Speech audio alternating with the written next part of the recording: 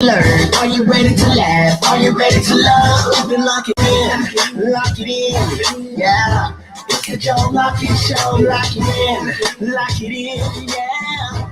It's the Joe Lockett Show. Lock it in, lock it in. It's the Joe Lockett Show. What's up, y'all? It's your boy, Joe Lockett. How y'all doing? Welcome in to the Joe Lockett Show. It is hump day. How you doing? We're in the building. We got a lot to get into this on the show today. I'm already taking heat on social media. I'm already been beaten over the head. I feel like Keith Lee, the food critic on TikTok. You funny. Man, listen. How y'all doing, y'all? Welcome to the number one show in the evening, y'all. We the guys that's going to get you home. Welcome into the Joe Lockett Show. Let's get it. TikTok, how you going? Facebook. Everybody doing good today? It's hump day, y'all. Y'all know what time it is. And I thank you guys, man. Yesterday we had over 3,000 people that watched the show. Thank you guys so much for all the gifts, the subscriptions, the purchase of our new merch, My Time, My Life, My Choice. I appreciate you guys for that. Man, that shirt and some of the sweatshirts and the coffee mugs, you guys are, man, listen. My choice, my life, my time, man. I appreciate you guys are buying into it. And we haven't even finished rolling out the whole campaign for the merch. Thank you guys so much for that. I appreciate you guys, and I'm glad that that's resonating with a lot of people. Actually, it came to me, you know, that they say, you know, God speaks to you. That came to me on this show, and you know, it's working. So that's one of those God things, y'all. So thank you guys so much for that. Hey, Erica, how you doing? What's up, KK? What's up, Renee? Oh, Renee sent me some sugar. Let me. Hey, Renee, how you doing? Hey, Renee, how you doing? Hey, calm down. Oh, haters gonna hate. I'm hating. I'm a proud hater. I'm just saying, haters gonna hate, and hate don't look good on you on Wednesday. How you doing, nephew? I'm all right. I'm just saying, you know, Renee sent me some kisses. You know, go ahead. Ain't nobody send me Renee, no sugar. there you go. Ain't nobody send me no sugar. Or maybe you can open up your shirt a little bit, sir. You see, I ain't got the button. Dude, I got a whole unbuttoned shirt. Ohio, Tokidoki. Ohio, because I ain't with Ogenki. That's Scott. All right, guys, what's going on, Peaceful? I appreciate you guys. All right, man. I want to get into this. I do want to get into this Keith Lee thing. And also on the show today, we're going to be talking about should a man, I'm going to say, no, a dude, but the girl, your boyfriend. I posted it out on Facebook. Your boo things. Yeah, your boo thing. Should he pay if he's not living with you? Should he pay for your rent or your mortgage or your car note? Should he be responsible for that if he's your boyfriend and he's not living with you? I got a reason why I'm be talking about it today. So you guys lock it in. It's the Joe Lockett Show. How you doing? Hey, Sheila, how you doing? Jill Williams, how you doing? Thank you for sharing the live out there. Tams, how you doing? Lady J, how you doing? Now, before I go any further, can I say that I'm sick of my people, nephew? Oh, this switched. Huh? Why? Because, you know, you got your eyes on you, so I'm going to give that to you because I want you to read it here in a few minutes. But I don't know if anybody know the food critic Keith Lee. He became, you know, Instagram, TikTok, you know, famous. Especially TikTok for going out. Hey, Cassandra, how you doing, baby? Thanks for locking in with us. For being a food critic, going to unknown restaurants and critiquing their food and being pretty much fair about what he does. Right? I think he's fair. If they got great service, the food tastes good. He has done a lot of good for a lot of restaurants that a lot of people didn't know that was there in their cities. He's actually given money out of his pocket. He's actually took up donations and gave the money to the people, nephew. So the guy's doing well. Now, the boy come down south. He went to the ATL. And you know, ATL should be a hot spot. Hey, ATL for the South is like California or New York. Shout out to my AT aliens out there. You know what I'm saying? I love me some ATL because those women in the ATL, ooh, y'all got them yams. Ooh, yeah. But anyway, Southern thick. But back to the show. He goes down to ATL and go visit a few restaurants. Now, I've never been to this restaurant, Milk and Honey. The Milk and Honey restaurant. Yeah. It's owned by Candy. I think she's a reality star. Of course. Yeah, I think she's, you know, so she owns the restaurant. SWV. Shout out.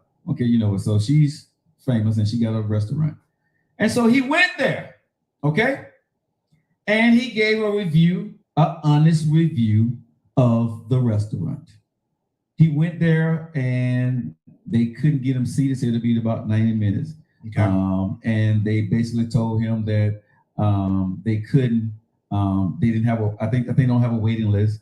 And no, they couldn't seat him, it'd be 90 minutes. And they said they don't do to-go or call-ins because they're busy. Basically what he said was the customer service was not good. So he went in, so because he sent his wife inside, right? And he didn't want them to give him any special treatment. So he sent his family inside. And this is what they told him. He said, okay. So he tried to call, right? And they said they don't take orders over the phone. He said, okay. So he walked in, right?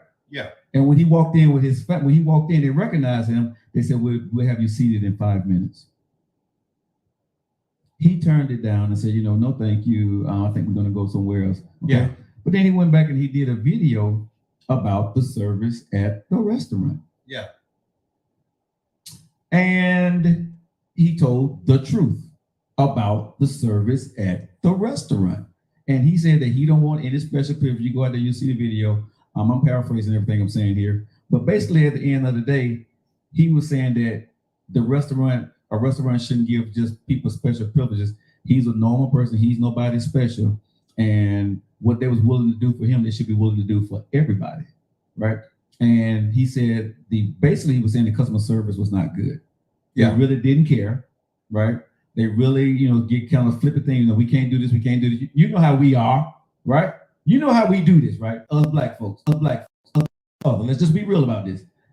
So I saw Candace go in there and she made a statement saying, she thanked Keith Lee for coming to the restaurant. Hopefully she can come back and, serve his family.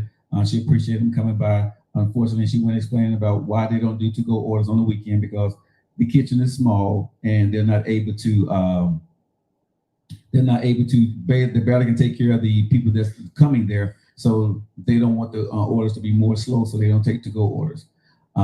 Okay, that's all well fine and then. She didn't really address anything. She was very polite about it. And then they put out a press release. Okay. And that's what we're going to get into. Because whoever that PR person is, they need to call my girl Natasha from 1221. Because this sucks.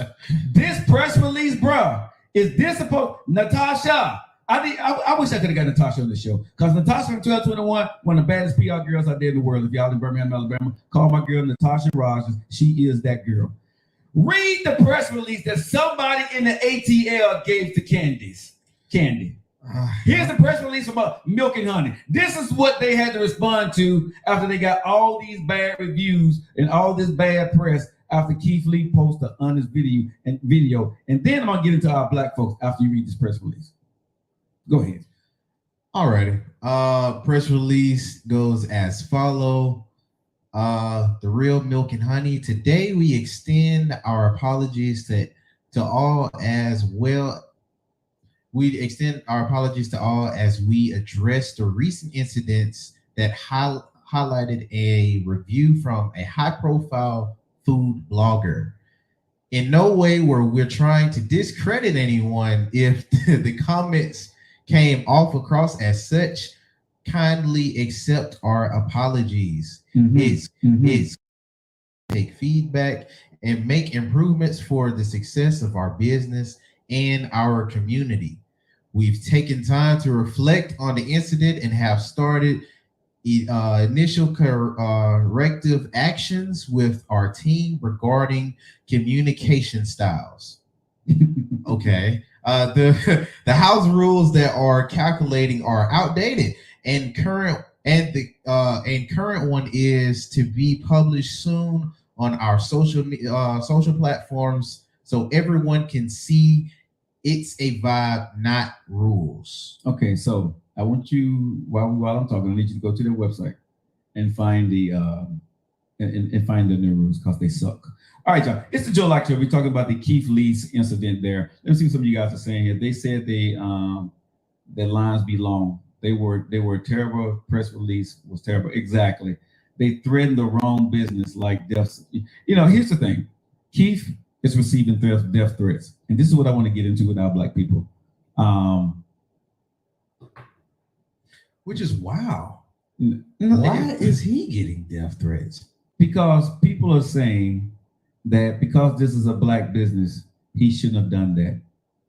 And the problem that I got with this, I want you to find those house rules. Find those house rules if you can.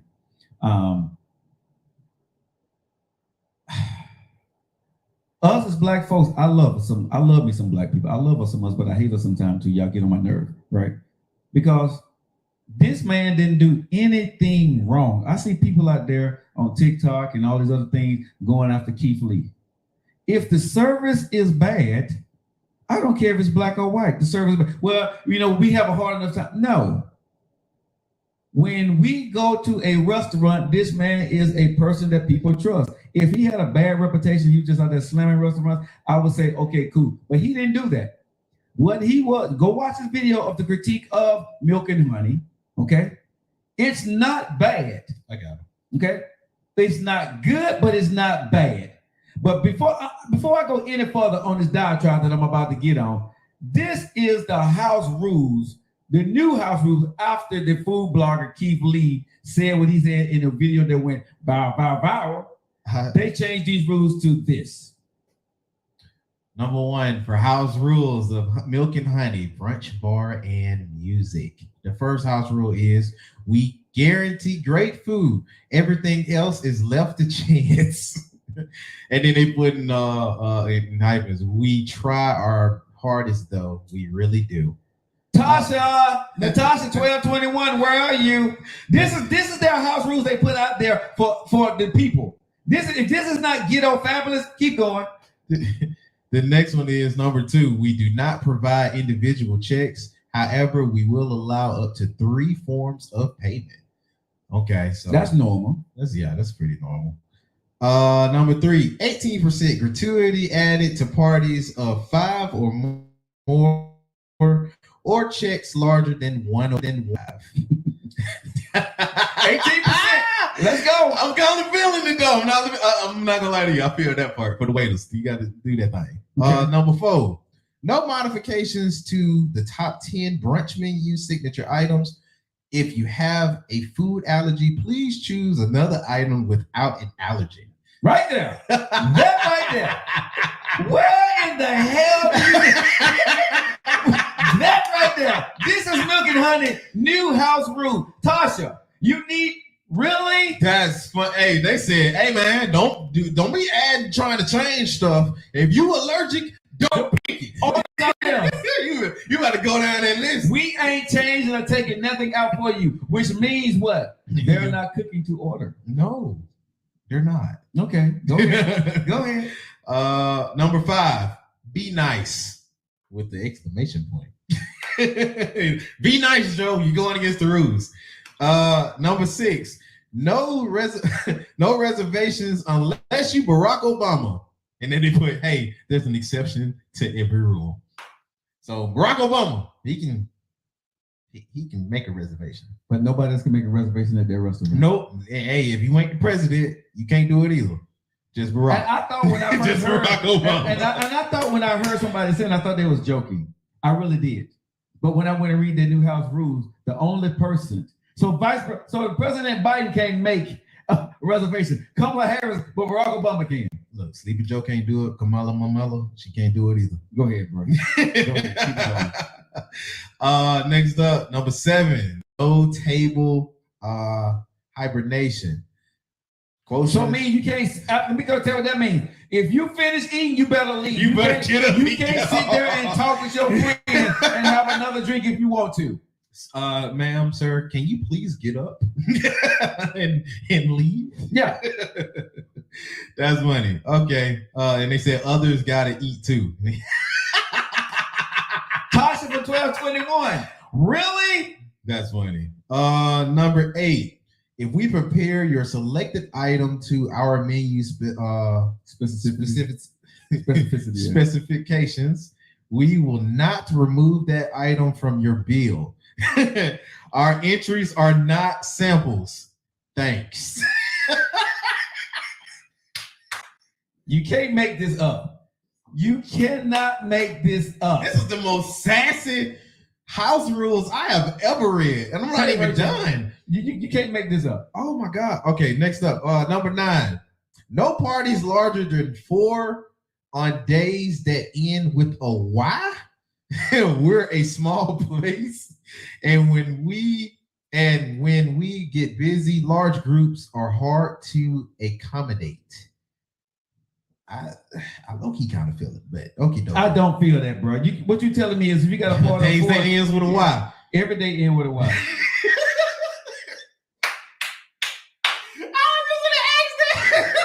Monday, Tuesday, Wednesday, Thursday, Friday, Saturday, Sunday. Every day ends with a Y. So they saying at no point in time can y'all bring y'all ass up in our restaurant, you know what I'm saying, with 4 more people. Oh my God, that is hilarious. But they just said something about 5 people get their opportunity. Toss it for 1221. Oh my God, that's funny. I know I just read them talking about 5 people before they get gratuity. But and know something, I'm hoping, and this is I'm gonna put out here, right? Oh, because wow. I'm hoping and praying that this list that's out here on social media that we have is a lie. I hope somebody has made this list up. Oh my God. I'm being honest because I don't know if this is the one that we received, but this is the one that's out there on social media, out there on the internet. But bro, you can't be this stupid. Here's the next one. They skipped number 10 and went straight to 11. Number 11 from 9. From 9, number 11. We have no waiting area inside. Sorry. Keep in mind if on the wait list you can receive a text when your table is ready. Naps in your car are fine. Remember, this is supposed to be fun. Like I said, I'm praying that Candy come back out and say that list that everybody's reading is not from us. I hope somebody put this out as a joke. I really do. And this is the real one. I'm going to give them. Did you get that off their website? Yeah, this is the real one. It's off their website. It's off the web because they changing and flicking through all of my phone. Yes, this is off the website. I hit the link. Lord, I hit the link that went straight to. Oh Lord, I hit the link that went straight down. Bruh, it's not a joke. Then we got it off. He got it off the website. I got this off the website, bro. Yo. I would never. And this is. I'm a black man, and I love to support black businesses. I do. But bro, I would never go to Milk and Honey. I might just want to see what it's like. I don't. I'm gonna be honest. I might just to see. I what don't, it's like. Bro. Because that number one, if you didn't receive, they messed up. Okay. Yeah. Their customer service was bad. Okay. Period. It ain't been the first time. If you go back to all the reviews and I started looking at some of the stuff, they've been having this problem. They just never addressed it because it never went viral. This dude ain't the problem. It is the system that they have in place that's the problem, and they need to fix it. Again, I want black businesses to do well, but man, serve us correctly. I don't think that's Candy Restaurant.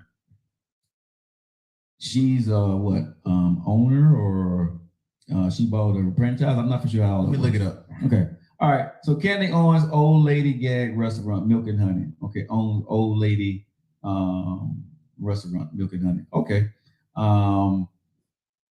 Again, this restaurant that Keith Lee went in, did a review for, Lord have mercy. And the problem that I got is that this man is now receiving death threats, him and his family, because a lot of people, some people are going after this man, saying that he's running black businesses. He's the cause of it. No, he's not. If you give good business, right, you're going to give good business.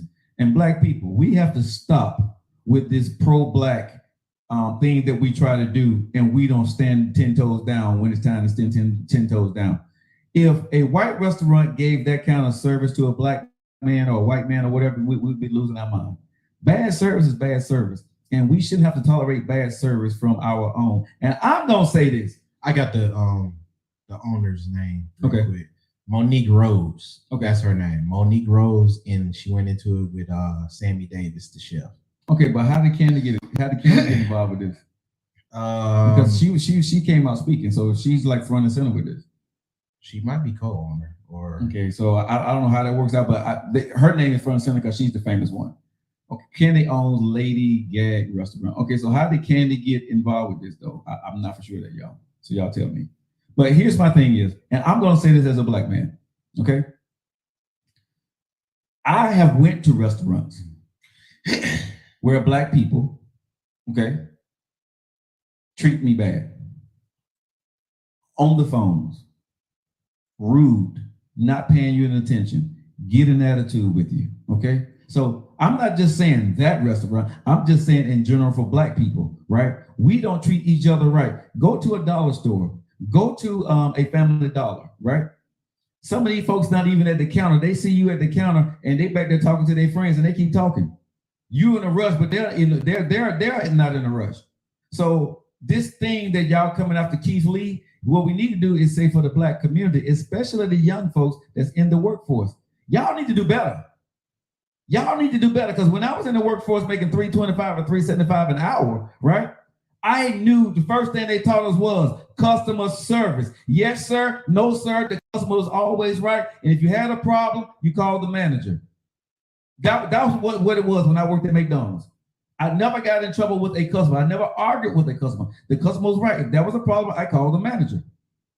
But these days, man, these folks, and even grown folks that work there got attitudes like you don't want to be there. They're talking on the phone. You sitting there trying to either go into the grocery store, get your food, and you see them talking, and they're talking to somebody because they got somebody in their doggone ear. Where you do that at? Why are you on the phone clocked in, bringing me up? I don't understand that. I hate when I go through drive-through and I'm in drive-through and they're talking, but they're not talking to me. They're talking to somebody on the phone. Why do people allow these young people, these folks that work for them, to be working in customer service and have their earpiece in their ear talking to people? I can understand if you worked in the back.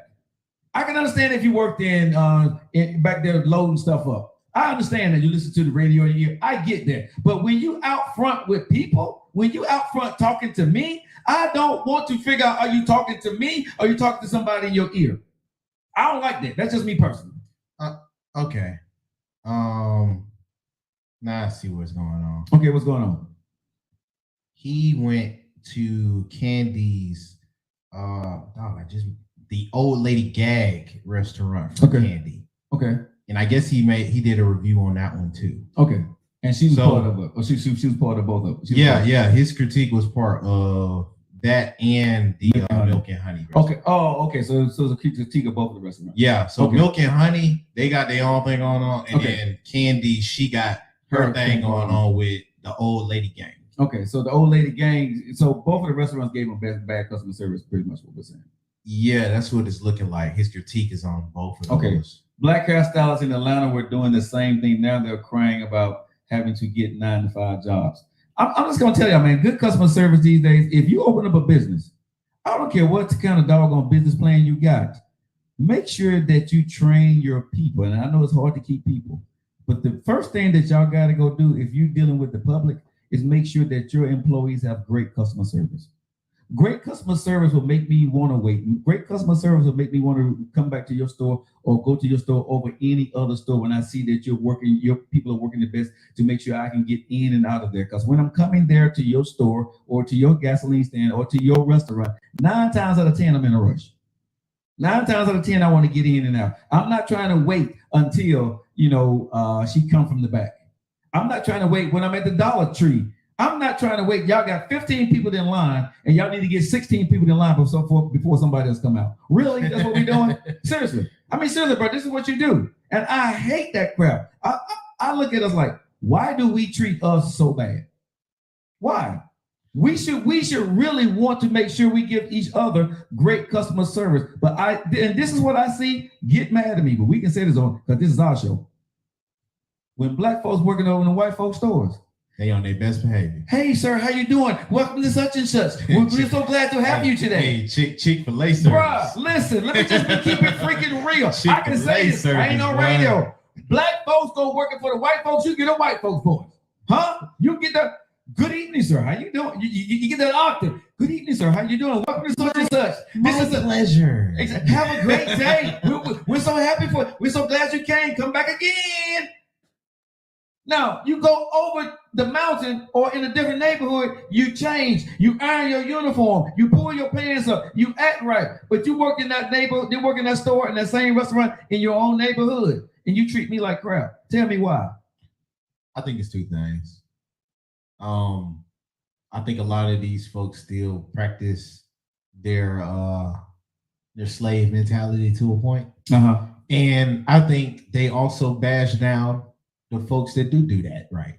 And what I mean by that is when they do see somebody that's doing it the right way, giving good customer service to our people, is talked down upon. It's almost shamed. Okay. Or they lead them to not think it's worth it. I think that's more so it. You know what I'm saying? If they lead them not to think it's worth it. They make you, man, why are you doing all that, bro? Yeah, you know like, bro, like you doing too much, bro. Chill out. Bro, I've been on jobs where people say, you doing too much. And I always tell people, you do what you do, I do what I do. You see what I'm saying? Yeah. Because they pay me to do the job that when my manager trained me to do a job, I'm going to do the job the way my manager trained me, not the way that the people around me are doing the job. Because see, guess what? At the end of the day, I'm going to get the extra hours. And when it comes time for promotion or come time for a raise, I'm not going to have to ask for it. Yeah, I've never been in a situation where I have to ask for more money. They're either giving me more money or they're giving me a promotion. Period. You know why? Because I don't go in a job looking for left to right or trying to be like John and Susan over there that come to work all the time. See, I'm going to tell y'all, and I'm not going to curse, but y'all got America messed up, right? y'all really do, right? Because here's the thing, bro. These jobs, corporate jobs right now, are taking people and allowing them to get away with almost anything because they can't find people to work. So you can come to work late, right? You can do these different things because they need bodies to get the job done, right? And that is the biggest problem right now. They got to, because if you don't put bodies there to get the job done, their products is not going to get on the shelves. The service is going to be slow, and so on and so on. It's weird, though. And here's going to be the problem, though, nephew. Then you can go. This is where y'all have put the workforce into corporate hands where they're going to get AI, where everything is going to be automated and none of y'all ain't going to have a job. So you think you're getting away with something right now, but you're not. You're just setting these folks up at the end of the day to show them that at the end of the day, they got to do it a better way because their product or their services has to get out and they're going to figure out how to do it without you. I mean, that's eventually what I was going to get to. I was just going to say, right now, you would think it's a golden age for a good worker because it don't take much for you to work. Yeah. But and if you do it the right way, you get noticed pretty fast now. Yeah. Mm-hmm. Because it's a clear, distinct difference. But at the same time, I know of a lot of folks that do that and they run them ragged to the point where they don't even think it's worth it. So, because it's like, oh, well, we got a good worker. Let's keep using it. And like you said, that's going to drive them out. And then they're going to start thinking to do a lot more automated and a lot more opportunities for them to be gone. One of the biggest companies out there, you look at Walmart right now, right? You look at Walmart, Lowe's, Home Depot. When I talk to my friends that work there, some of these folks that I know that are grown folks, bro, man, I'm going to be late today. Why are you gonna be late? Already decided too, bro. I mean, like you ain't gonna try. Seriously, they would come in if your schedule say 4:00, they coming in at 5:30, and my manager already know I'm gonna be late. They're gonna be okay. Yeah, that's wild. But bro, it's acceptable. They don't fire these folks these days because they need you. If you're a good worker, when you get to work and you work, you can pretty much get away with almost anything on some of these jobs right now, bro. Let me say this again. If you're a good worker when you get to work, you can take off, you can call in, you can come late. But when you there when you work, they're gonna keep you on schedule. Back in the day when I was in the workforce, they fire you behind. I knew you were gonna say back in the day. Yeah, because I don't do that anymore. But yeah, when I was out there, bro, 2 or 3 days, don't worry about coming back. The manager will replace you behind if the manager even had to go do the job. But now it's everybody doing the same thing, so they need some bodies there. So they'll take you late now. Yeah, they need bodies there. And back then they could be like, I'll replace you in a day. So if that. Now it's a no. It's every other week. They bringing in a new person. Man, listen, And it's Erica, you only said one. Instacart is where it's at. I don't have to deal with the bad attitude. Man, listen, this is why you see so many shopping malls that been closed. Okay, you see a lot of people who are now ordering, like Erica just said, ordering their food through Instacart. They don't want to go shopping anymore because they don't want to deal with the people. Nobody wants to go. You work hard for your money. The people that go out there and do this thing the right way. We work hard for our money. The last thing I want to do is sit in line and get somebody with a bad attitude and sit here holding up my little time that I do have. Even if it's on my day off, I don't want to be held up. I would love for you just to say, good morning, sir. How you doing? Hope you have a great day. That's all you got to do. It ain't rocket science. But what you do, you on the phone when you got a line full of people trying to talk in between people moving back and forth. Stop it. Go ahead, man. I mean, I'm just amening at this point because I remember it was one time I had to do 2 schools in 1 week, and I was substitute. They was on different sides. You know how it is down here. Yeah. I was down here. I think what is either Irondale or it had to be over towards Centerpoint. Serving. All right, I'm gonna go head out and give me some food. I got my break period. Stopped over at McDonald's. The McDonald's over there towards Centerpoint. If you know, you know. Bruh. The McDonald's over there towards Centerpoint, you need to hit at certain times because service gonna be trash. And all that stuff was automated. So I'm getting off of work, bro. I'm tired. All this stuff already automated, and they messed up my order because the automated part buzzed out. So they had to get me in. I was like, yo, this is not my drink. You know what they did to me? When they gave me the drink, they tossed it in such a way it fell. You know, like they just didn't care. Yeah. And I was like, bro, I'm heated. I'm on 10. Right. I'm like, bro, I just got off work. The last thing I want to deal with is somebody handling my food wrong. Right. Bro, I'm about to square up. I'm like, bro, I got time now. First time you playing with me. I got time today. Yeah, you don't play with no. Hey man, if you use one thing, you don't play with no thick boy or no fat boy food. That's what you don't do. I'm squaring up with you and I'm hitting you with all my arm. Right. But I'm like, golly, like all I ask for is for you to get my stuff right. You got an attitude when I'm just checking you on something politely. Right. You know what I mean? I know you got time too. I mean, It's McDonald's. Right. I did the same thing getting off work on the other side of town. Automated. Yeah. And they gave me Chick-fil-A service. Bruh. I'm like, what's the difference? So can I ask you a question? Okay, now I really want to know this because I don't know the answer. Why do we act good in the white folks store? We act like hood in the black folks store. Because you got to put it on for the white man. They code switching. Black people that's on this feed today, share this out, hit the bike button, comment. Can y'all please tell me why the same black people go into the white folks neighborhood in the same store and give great customer service, but in the hood, in your own neighborhood, you treat us like trash? But I really want to know. But it's the way they do it too. Like I said, they code switching. They putting on their best face for the white man. Bro, I'm telling you, when that fucking name calls the white man, hello, sir. How you doing? This is Joe Lockett, sir. How you doing today? But you know what he do? You know, they over there, they regulate their stuff. So when they have a problem, they're gonna speak up then. Yeah. When they do have a problem, they nip it in the butt. If not, you out there about the next day. You know what I mean? Or I know Chick-fil-A don't play. No, Chick-fil-A don't. Ain't no place. Ain't no place Chick-fil-A play. I saw Chick-fil-A. I saw a girl do something wrong. In mid-stroke of busy time, the manager called her out and told her to go sit down. And said, we will be with you after rush hour. I stayed because I wanted to see what was going to happen. He's so nosy. No, I want to see how she handled it. Bruh.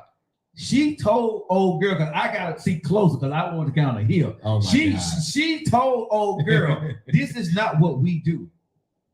We're not going to be doing this.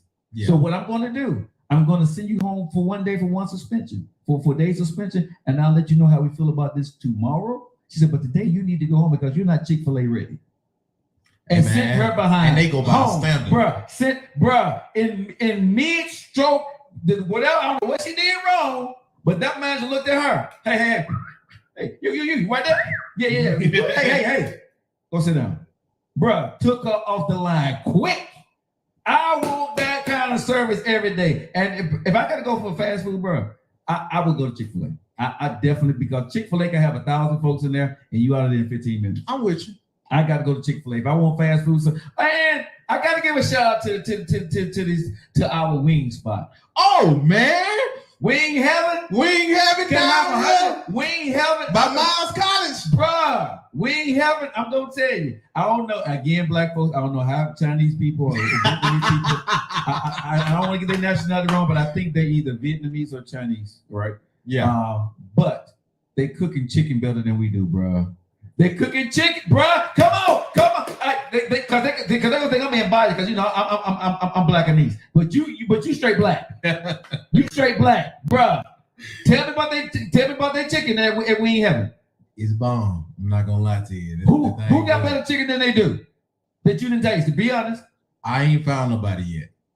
Okay. They chicken changed my world. I had a go-to spot. Shout out to Exotic Wings. Y'all still my go-to. But if I gotta make the drive, I know I'm gonna enjoy it. Bro, we ain't having. I know I'm gonna enjoy it. Man, listen. I'm gonna get back to the album. I sat down with so we need to get something after the show today. I'm kind of hungry. I got hungry. And I gotta get my lemon pepper, bruh. Because remember, I told you, I said, man, how are they making their chicken better than black folks? And at a reasonable time. And the reason they could be packed. Because we go to that parking lot, it's smack full. Super. And we have been out there, gotten out of there within 20 minutes. Yeah, making an order. Making an order. Yeah. Really. About 15 when they're making 15 to 20. 15 to 20. Longer than that. And when we get in, like I said, the place be packed. And I'm like, and they only got like, what? 2 people in the kitchen, 3 people in the kitchen. That's the wild part. Bro, they got 1 black girl at the counter, and they got 3 Asian. They got 2 to 3 Asian people in the back, bro. That's it. That is it. A small kitchen, and they turning it out, bro. So shout out if you ever in Birmingham, Alabama. I'm giving them a free plug on this show. Yeah, go to Wing Heaven. Wing Heaven. And the girl will make sure you speak to her. She's gonna say good afternoon. If you don't, you better say something. She's not gonna take your order until you say good afternoon to her. She checked me the other day. She was like, how are you? I'm on the phone. How are you? And she would not take this order until she said, I'm fine. Okay, I just want to make sure you're good. I got you, my bad. I'm sorry. I'm out there want my food right. The days of customers is always right. It's dissipated. I totally agree. With you guys. All right, so if you guys are locking into the show today, we was talking about what happened with a restaurant with Keith Lee, the food blogger, when he went out to, and people straightened me out that he went out to Candace's restaurant, the old lady gang, I think it's called gang. Old lady gang. And then he went out to that one and Milk and Honey. And he got bad customer service at those places, and he gave an honest review. A lot of people on social media are going in on him and saying that he did this to black businesses, and why is he doing that? A lot of folks are mad at him, and I'm saying, but y'all not looking at this man's track record. This dude has given money. This dude has helped businesses, and he have actually brought prominence to a lot of business across the United States of America. So, like this man, he made a video. If y'all go watch Keith Lee on TikTok, he damned if he do, he damned if he don't. You see what I'm saying? Won't we make up our mind? Do we want the truth or not? No. The truth hurts. And sometimes, bro, it ain't about tearing a black person down. Let me just go ahead and be honest. If my show is crap on TikTok and Facebook and Instagram, tell me that. I can't get mad if I'm not putting out a quality service. Y'all seen from the time we started and we went and started doing our own distribution on this podcast, we have worked each and every day to get the sound and get the lighting and get the video technical better. We're working on it. I'm still not happy with the sound, but we got some more things we got coming in, and we're going to still working on the sound because we want to be the best live podcast 5 days a week. I don't just want to be out here giving y'all any kind of service. It's not because I'm a black man. It's because of who I am. You see what I'm saying? So again, when it comes to black people, we should want to strive for excellence. See, when I grew up in the 70s, nephew, and I hate to get on the run here, but when I grew up in the 70s, bro, we were just coming out of the civil rights. Yeah. And so our parents made sure we had our clothes was starched, our clothes was ironed, our hair was fixed, okay? And you had on decent shoes. You could not in the 70s walk out the house looking like your mom would say, like, who shot John? I don't know who was John, but they just always say that. You don't walk into the house like, who shot John? Okay, be getting the bad rap. Bruh, but you would not go out the house, bruh. You know what I'm saying? You put crease in your pants. You ironed your pants. You pulled your pants. Your clothes when you went to school, bro, was heavily starched iron. That was the thing back then. Have creases in your pants, right? Mm-hmm. Black people made sure your afro didn't have a pick in it. Your afro was afro sheen, okay? And you picked it out, okay? And you had the fist in the back. You had the fist with the pick in the back with the fist on it in your pocket. And you wanted to keep groomed. You brushed your teeth, okay? Yeah. You took a bath before you left out the house. Your mama would smell under your armpits and look at you and made sure that you had on cologne, even if it was Aqua Velva and a Brute 33, okay, from the drugstore. Oh, they taught y'all that. Bruh, I'm telling you, bruh. That's what happened. Y'all be smelling like that. Bruh, I'm telling you, it was Brute 33 in a little green bottle or Aqua Velva, bruh. I'm telling you, you ain't got no money. That aftershave was your cologne, dog. You can sit here and laugh at me, bro, but I'm so doggone serious. I am dead serious, bro. When you walked out that house, you were clean. It's funny that you say that. I know old men right now to this day still do that routine, and they smell just like that. And it's blowing up my head. Well, I'm gonna say, I got the style. Y'all saying that most of them, some mamas didn't do it. I'm gonna say on 304 St. Charles, 35211.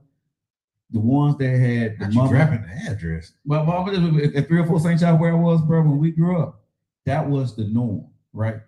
And the kids that couldn't do it, parents was helping the other kids, taking care of the other kids in our family when I was growing up. Now, everybody that may not have been that, but if you were poor, maybe you didn't get that. But we were poor, but we had everything that we needed. You know what I'm saying? I didn't have the best of everything. And when I went to school, you had school clothes, and then you had play clothes. When you came home, guess what you did?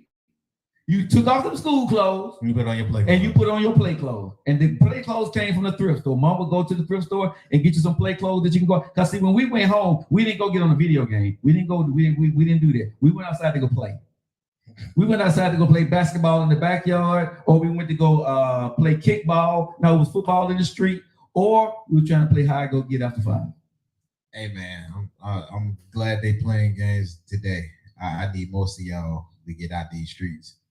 No, but bro, when we went in the streets, no, y'all wasn't on that. No, we was different because when the street lights came on, you had to be when the street lights are flickering. You better be mama better see you in sight, or you better be in the house. Because when that street light came on and mama had to call your name, she was gonna beat you on that porch. Oh, mama, bro, back then. Everybody mama was on the porch, bro. When that street light came on, everybody mama was on the porch. So you had to gauge it by your friend's mama and bro, listen, on the porch. This was the time when I grew up, bro. If Miss Johnson came in and told your mama that you did something, Miss Johnson will knock you upside the head, and you're finna get a beating by your mama or your daddy. Okay? Shout out Miss Johnson. Bro, shout out Miss Bro. Listen, the neighborhood took care of us. I told you, we had one of the biggest drug dealers in our neighborhood. Living right there on the corner in our neighborhood. But guess what never entered our neighborhood? Drugs. Not one drug. Because he already the supplier. Bruh, he don't need nobody else on his neighborhood. He made sure that what he was doing did not enter our neighborhood. He took care of us and made sure we were protected. So that's what I'm saying. This is when we had self-respect, because they were just coming out of civil rights. Black people was trying to make something of themselves, trying to get nice homes. And you started the white flight, where the black people were moving into the houses that the white folks were moving in, and the white folks started moving in farther and farther away because we started the integration. So when the black folks moved into when they moved into this neighborhood, we was moving out of apartments and the Section 8 houses. We started being able to afford homes, and so we started buying those homes. And the white folks didn't want to live next to us. That's why they got the white flight, and the white folks started moving out. The ones who was too old, some of them, the lady, her name was Miss Armstrong, and another person, I can't remember their name. But the ones who couldn't move, they became your friends or not. But this lady, Ms. Armstrong, she did become our friends over time. But the white folks that could move or didn't want to move had to adjust. And it was a tough adjustment. I was in that period of they sort of kind of accepting you, but not accepting you. But when black folks started moving in, bro, you seen white folks moving out like it was cool. And I've never understood this, and I still don't understand this to this day. Why do black people continue want to move out where white folks are, and each time you move in, they move away from you? I always ask that question. Seriously, every time you move into this nice neighborhood, bro, where white folks live and you get these nice houses, the white folks move out. You constantly trying to move where they are. Okay, people with the money. How about we just start to get neighborhoods, okay, where you got the people who are gonna take care of your house and move out in the suburbs with them. Stop trying to move where the white folks are. Let them folks have their neighborhood. You know what I'm saying? I'm not trying to move to the white folks' neighborhood. Just give me a nice neighborhood. I don't care if it's white, but for some reason we think if it's white, it's right. That in our mindset, I believe that's what it really is. If it's a white neighborhood, it's better than the neighborhood that I'm in. Now, I don't want to be next to you if you don't take care of your house, if you don't cut your grass. But the people that are paying $200,000 and $300,000 for their house, bro, black folks, they're not going to let their house go down. So I don't mind living next door to you. I'm with that. I think it's unfortunate, and when we do get on that type of level, I know when I stayed, because I've been on kind of both ends. Okay. And it's unfortunate that in the mostly black neighborhoods, you do have a few of them bad apples that kind of run it down. Yeah. By themselves. For sure. You usually will have a few folks, even if the whole neighborhood is mostly black and like how mine is. It's mostly black and Hispanic. Right. But it was one group that came now, moved in. They didn't stay long, thank God. But listen to that. Me thanking God they didn't stay long. Right. When they came in, our whole neighborhood was lit. Every now and then you'll hear a shootout at like 4 in the morning or super duper late at night. Had to go and ransack because now you got to rush and make sure nobody was outside when the shootout came through. Like, it shouldn't have to be like that, but that's what, unfortunately, most black folks, when they get around their own, you have a few bad seeds that just taint the whole thing. And now you got folks like I was then. I had folks moving out. Right. They moving over there to the white folks neighborhood. Be honest with you, now they turning into them black folks in the white neighborhood. So it's like I see a lot of people. I see a few people on here saying that it's nothing wrong with wanting to live in a nice neighborhood. That's not what I said. No, it's what you equaling that's nice when you looking for white. The thing, what I said is, why are we constantly people that can afford the $300,000 and $400,000 houses, right? Why are we constantly running to the neighborhood where the white people are? We have our own neighborhoods. There are neighborhoods where the affluent black people live in. But to play for their side, then, what about for the people that can afford that and know that it's a better house in that type of neighborhood? Maybe they're not going because they know it's white folks around. Yeah. Maybe they're going because that house, for them being able to afford it, is there. And again, I'm stereotyping to a point, and I agree. Okay. I agree with everybody saying here. But what I'm saying, it just, when we look at when I grew up to what I see now, and I listen to the older generation, right, my family and stuff, right, and how they talk about moving and how they talk about what they went through. The mindset of them, bro, is mind-boggling. Let me just say that. I think that us as black people, we need to love us for us. We are capable of having very nice things and taking care of very nice things. Every black person is not going to tear up something. Every black person is not going to run down your property value. Your property value is not going to be, if it's a black neighborhood, your property value is not going to go down because everybody in the neighborhood is black. No. Now we easing into a different topic now. Because if we going into it for real, we know how the stigma is placed not only during your time with y'all just not inching out, right, but how some of them practices was practiced. Oh, for sure. Now it's doggone near inherited. And it's still there to this day. Like I'm saying, this is not cookie cutter what I'm saying. It's not. But what I'm saying for us as black people, make sure that, yeah, I want to live in a nice place. And if you're not part of the white flight or trying to follow white folks, I'm not talking to you. But there are people, right, that look for that. They think if you wait, your neighbors are white, your property value is going to stay high, moving up like the Jeffersons. And this is what I got to tell people, right? Your property value is determined by the neighborhood you live in, very much so. But even though now in a lot of these old neighborhoods, right, that was ran down, guess who's coming back buying up the neighborhoods? White folks. Okay. But okay. Same houses that we lived in. This is something my father taught me years ago. I mean, when I was a little kid. Black people, once they were able to start buying houses in the 70s and the 80s, they purchased homes that they could afford to keep up the maintenance on. Like those big old tall colonial houses that you'll see. And, the white folks had generations of families living in there. Yeah. But, we will move in a couple of our family members and everybody else, but then they turn them into duplexes and stuff like that. But when those houses needed to be fixed and those houses for the utilities and stuff, they couldn't afford it. They could afford the mortgage, but they couldn't afford the upkeep. If it needed a roof, they couldn't afford it. If they needed to get that big old house painted, they couldn't afford it, right? And back then during the 70s, this is when men were not permanent in the house. A lot of men, a lot of single women, men was leaving their women back during that time, right? So when you look at a lot of these neighborhoods across the country, we was a divided family moving forward in America. And it was still is, but back then very tough for black people because you're trying to move up, you're trying to live your life. Black men felt a certain way. They wasn't happy at home. There was a lot of domestic violence going on back then, and there was nothing women could do about it back in those days. You know what I'm saying? Nobody was listening to them, so they either suffering at home or they'll leave their home.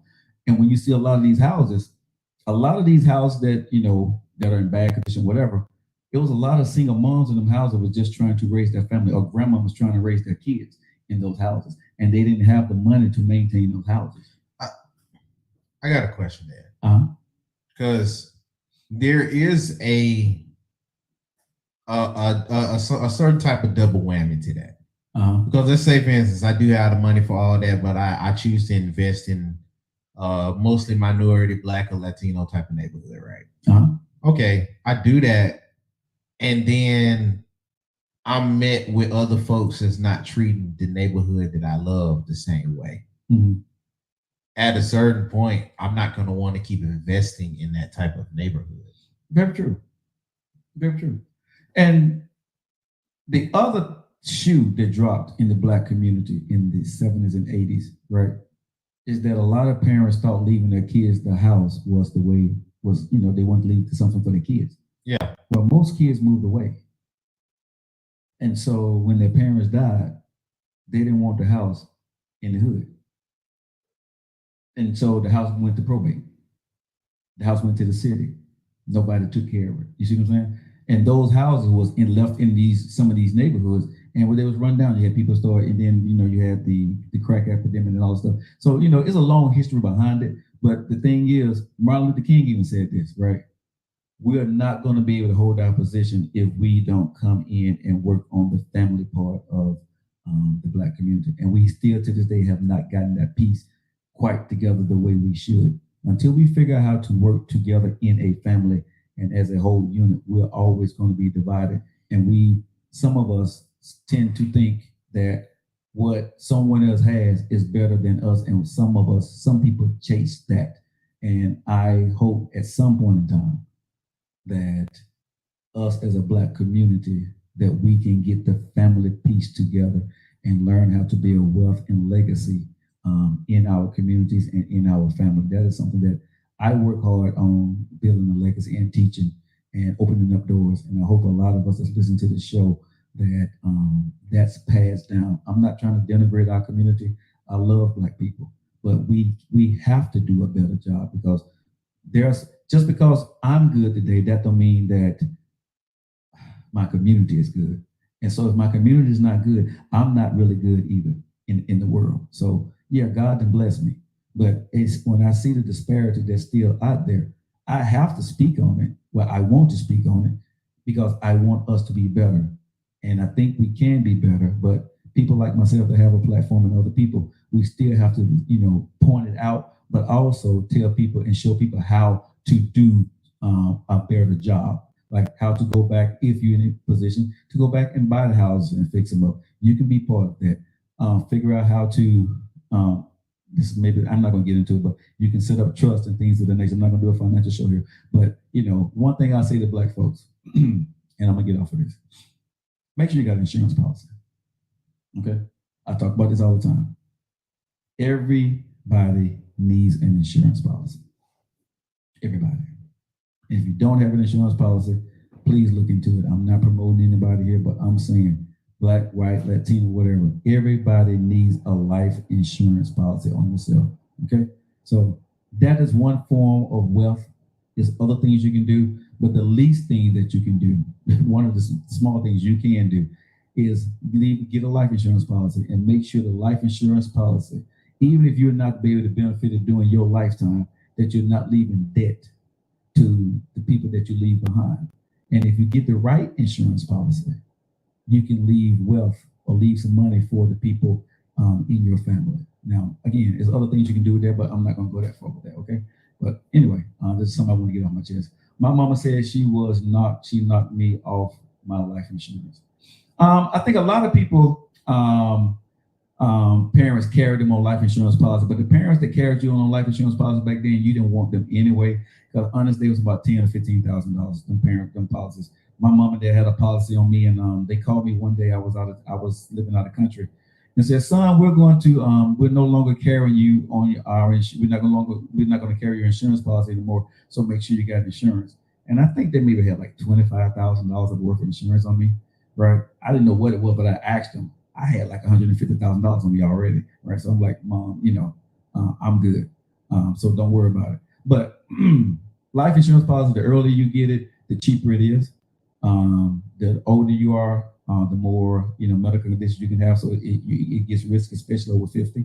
So make sure you guys, like I said, that even if you don't like your kids, do it for your grandkids. Okay, leave an insurance policy, and you can put it. You can control. You can be a steward of your money. There are different ways. Sit down, talk to a planning estate lawyer, and they will definitely tell you how to do those things. That is not my expertise, but if I can do anything on our show, I can educate. I can put out bullet points, and you go do your own research and go do your own homework. Okay. No, Joe. She said she will put a hit because okay. I got you, D. Got you. Yes, get when you're younger. 664 says never let your left hand know what the right hand is doing, and from the plan of life you have. I was 25 when I purchased my policy. Yes, and I would say this is something that we need to make sure that we pass down to generations, y'all. When your kid is born, get a life insurance policy. We need to passing down an insurance policy, passing down the house. Give me the insurance policy, right? Because depending on the kid, you know what I'm saying, the kid ain't gonna want that house or that car. Just being honest with you. Most kids are not going to want your house, right? Because 9 times out of 10, hopefully you live over a long, ripe age, they're going to have their own house. That house is going to be a problem for them because they don't have to go sell it and try to figure out stuff and start what they're doing. So make sure you got all that tied up. And all y'all secretive parents out there that don't want to tell your kids your business. Let me tell y'all something. It ain't no business. You got a life insurance policy on it. It got a number. You have an expiration date on your life. You're going to die one day. And you're going to either have debt or you're not going to have some debt. And you're going to leave some stuff behind and somebody's going to have to take it. It ain't no business. It ain't no numbers. If you ain't rich and you ain't shared the wealth with your kids right now, stop trying to act like, you don't want your kids to know what's going on. Because the only thing you're doing, parents, is making your kids suffer if something happens to you because they don't know where a doggone thing is. Stop it. All this secret stuff that y'all got.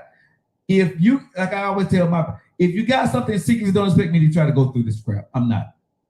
I'm not going to try to figure out your mess. Okay? Tell the kids what's going on. It ain't rocket science. It ain't no secret. Because I remember my parents said something. Well, you ain't finna try to kill me. What? Where the hell that come from? Because I just gonna take them out. Bruh. Got money on their name. Bruh, why? Like I told my dad, if that's what you think, take me off if I'm a beneficiary and just tell me what I need to go do. Or if I don't need to do anything, tell the lawyer, whoever you got, so they'll know, so we ain't sitting there looking crazy when something happens to you. Because when I went and asked them, when I were talking to my parents about this situation, bruh, you would have sworn I was speaking a foreign language. You would have sworn that I was asking them for a liver or something. Seriously. You cannot ask some parents about this stuff because they don't want to talk about it. And here's the other part. Some parents don't have a life insurance policy and they don't want to tell you. Just food for thought. And if you think your parents don't have a life insurance policy, you may want to go ahead and get one put on them. Just food for thought. All right, guys, you guys locked into the Joe Lockett Show. Let's see what you guys saying out here. Hello, Melva. My day is going great. Create a trust and make it a beneficiary. Yes, there's a lot of things with the trust with a water flow it's called. But like I said, that's a little different conversation. I'm not gonna have that one today. But yeah, check on that. Yeah, talk to your estate planner for your life things. Everything goes in a trust and name the trust on the policy. Yes, that's what you should do. And I'm going to say 99, or I'm going to say 95%, or maybe 90% of Black people do not know anything about a trust. And I'm with everybody. Put everything into a trust and get your board, all that stuff. It ain't difficult, but you need to look into it for yourself. So I don't want to be the guy that's sitting here giving you bullet points information on that. Do your homework. Insurance policies, trust. Okay, those are things you need to make sure that you're doing for your family. All right, and someone says they advise daily. I am not promoting them, but you can follow them and see what they say. But still, always use caution when you're using anybody when it comes to your finances. Don't give anybody any money until you have done your research on them. So someone on my feed is saying that. I don't know them personally, so you guys can talk to them at your own risk, okay? But thank you for sharing it, you guys. All right, guys, let's move on with the show, y'all. So the next thing I want to talk about in the show, nephew. What's up? How old are you? 25. You 25. I'm 53. Can I ask you this question, nephew? I want to ask TikTok, Facebook, Instagram, YouTube, Twitch, Spotify. Can I ask y'all this question? Okay. If you're a boyfriend and you have a beautiful girlfriend, and you don't live with her, nephew, you don't live with her, okay? I don't live with her. You don't live with her. Should it be expected, if y'all been dating for a period of time, that you pay her rent or car note or both? This is the Joe Lockett Show. You guys are locked in at 4 minutes after the hour on the Joe Lockett Show and the Joe Lockett Network. Should a boyfriend be expected to pay for his girlfriend rent or car note or both if they're in a relationship? First off, you can expect what you want. Are you gonna receive? I'm gonna give you a HE double hockey stick. No. I wish you would. I wish you would expect rent and your car note, and neither one of them by themselves either. I'm saying, so if you're dating a female, let's say you're dating her for a year, you like her. I'm dating for a year. Or you dated you got her for a year, okay? But you don't live with her. No. Not paying for none of that. Okay. Not zero, zilch.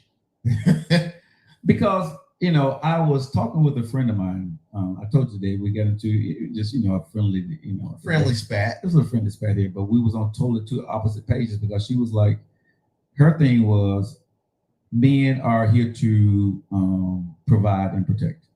And she used the two P's against you? Yeah, she did. But that's funny. But it was, I understood where she was coming from, but I said, there's a provide for a girlfriend, there's a provide for my wife. I'm not going to provide. Yeah, those are two different provides right there. But for her, she said that because of what she provides as a girlfriend, right? That he should provide the rent money or some of it on a consistent, continuous basis. All right, let me entertain the foolishness then. What does she provide? Well, according to what she said, the way she pamper her man, right, and take care of him, it calls for him to do what he's doing for her. And he's doing this. Yeah, he's doing it. Yeah, she what? He is doing this? Yeah, she according to what she said, that any man she dates, she never within 2 to 3 months, these guys are actually, she's not asking. They're voluntarily paying her rent or her mortgage or car note. And she just grew to expect that. She said that she's not dating any guy that's not in a position to do that. I mean, that's a whole different stunt right there. Well, I heard her stunt, but like I said, I don't know what kind of service you can be given that's going to make me even think that I want to provide that kind of service for you. But I'm looking at her a little different though. Okay. I was going to bag on her. I'm not even going to lie to you. I was ready. I was just tell me to go, Joe. But now that I'm thinking about it and I'm looking at it from the outside in, she player. She said I'm not mad at her. That's what I said. But she says, no, I'm not a player. Because of what I do, men would do this for a traditional woman. She says she is a traditional woman, and this is what men are supposed to do. So I asked her this question. I said, okay. I said, if a woman decides, to give me money and pay and buy me a car or pay my rent, I said, is that okay? No, that's not okay. That ain't a woman's job to do. I said, but that's what she want to do, right? Yeah, so if a woman want to do, but she said, who am I to tell a woman what she can't what she do? said, what she told me, this is what she said, bro. I promise you. She said that is not a man that would take money from a woman. What? That's not a man. That's what she said, bro. She said we got into a huge argument. She said, ain't a woman is not supposed to provide for a man. A man's supposed to provide for a woman. So if a man is taking money from a woman on a consistent basis, he ain't no man. Is what she said. So what y'all think?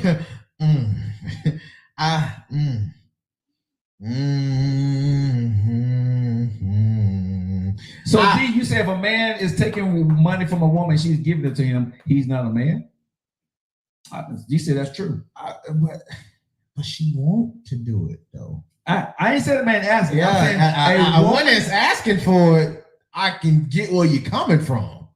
Okay, so y'all saying she's right. If a woman is giving a man the money, he shouldn't take it. But if the man is giving a woman the money, she should take it. That's not. That's not equal to me. Bro, I'm trying to figure out how do that make sense, ladies? A man wants to give you money. Yeah, slow down. Okay. A woman wants to give the man money, and I'm not supposed to take it because I'm a man. Yeah. I gotta slow this down. No, I'm saying a woman who wants to pay a man's rent or mortgage. She wants to. He's not asking her. She wants to. How am I wrong for taking? He's wrong for taking her money, but it's right for a woman to take money from a man that wants to give her money. I'm guessing because of the traditional values in the role. Because I'm trying to make sense of the other side. But I'm guessing because of the traditional values of the role. I understand. But ladies, I said the woman wants to pay his rent or his mortgage. Why is it wrong for him to take the money, but it's right for y'all to take the money and that ain't your husband? Yeah, well, make that make sense. Like I said, I understand if you're with your husband or wife, I get it. But a boyfriend ain't supposed to provide for you. They not. That's not the role. If he choosing to, that's on him. Hold up. What? Okay, let me ask this. Let me ask this real quick. I'm not paying for his rent. Okay. Yeah, I understand what majority of the women on this feed would not do. I'm saying for the woman that does, give her man money and say, baby, I got this. I'm gonna pay your rent, okay? Or I'm gonna buy you a car. And it happens. Okay? And he got a job and he can handle his business, but she wants to do that for him. I got a question. Why is that wrong? I got a question, Joe. Uh-huh. So when the dude pay for it for the girl, we're looking at the dude because he paying for it, right? And we're supposed to provide. And we're supposed to provide and protect, but we're mainly looking at it in gratification because he's doing that. But if the roles was reversed, we're not looking at the woman for gratification for paying for her dude because she want to.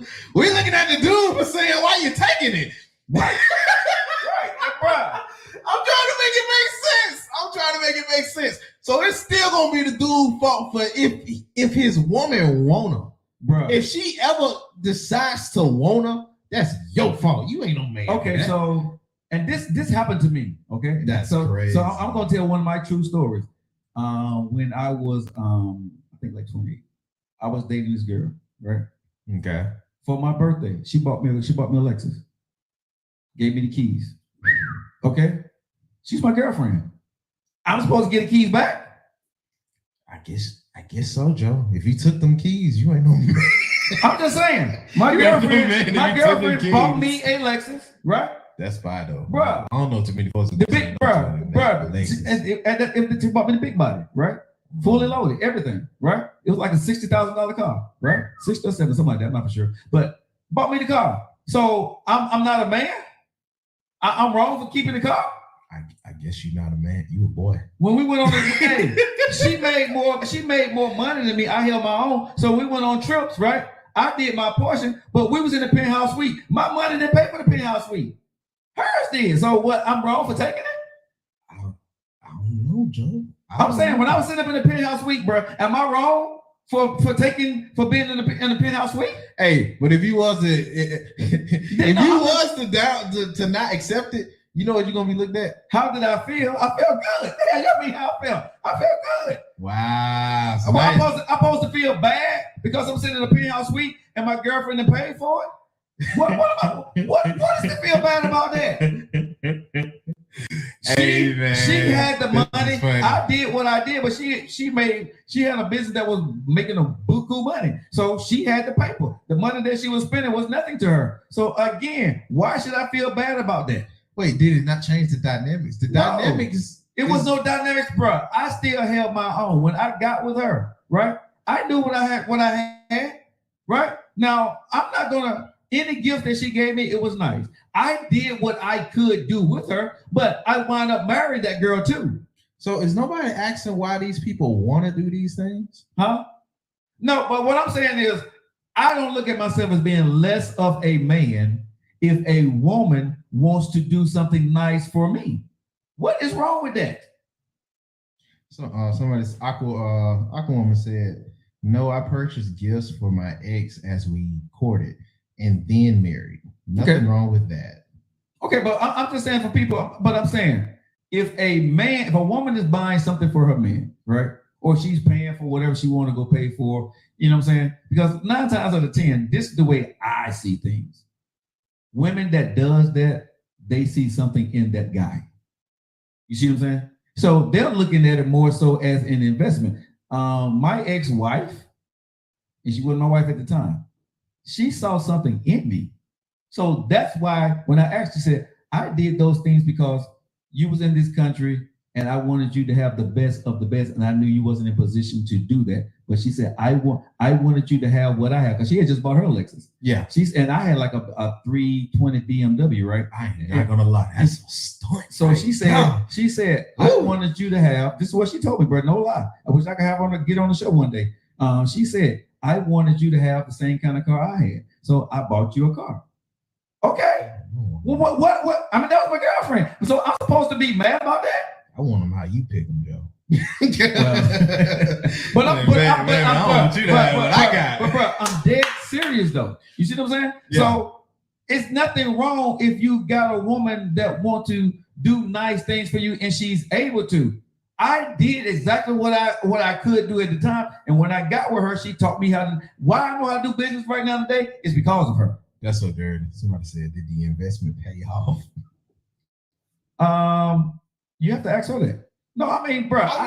But y'all got married, so Well, to we got an ma- extent. Yeah, I mean, we got married, but at the end of the day, did it pay off? I mean, you have to ask her, did it pay off? But I learned a lot from her. She taught me how to look at business. She taught me how to. I mean, this woman taught me a lot of stuff, bro. So again, I wasn't in it to use her, but I could be. I ain't gonna sit here and act like a woman buy me a car every single day. I ain't never had a woman sit there and buy me give me the keys to a $60,000 or $70,000 car. Come on, bro.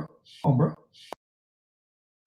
Not just give me the keys, gave me the title, paid cash, done. Should I be happy when she say, "Hey man, dinner on me"? I'll be like, Well, it's "What her for choice. real?" If she got the money and wants to take care of a man, to each his own. That's all I'm saying. Because I think some women are saying this because you may not be in a position to do that. But what I'm saying, if a woman's in position and she wants to do that for her boyfriend, right?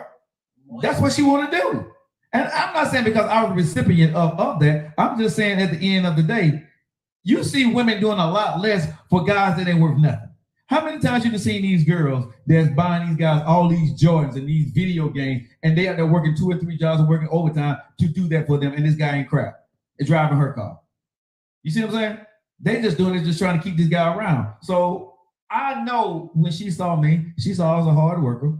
She saw that I was about something. She saw that even when I was in the military, I had extra jobs doing it. I was doing security and doing all that stuff. So she knew I was about my business. I was about learning that language. I was that dude, and I still am that dude, right? So when I said this yesterday on the show, when a woman see me and they see how I get down, I'm an asset. I have never been a liability to a woman at any point in time in my life. I would never be a liability to a woman.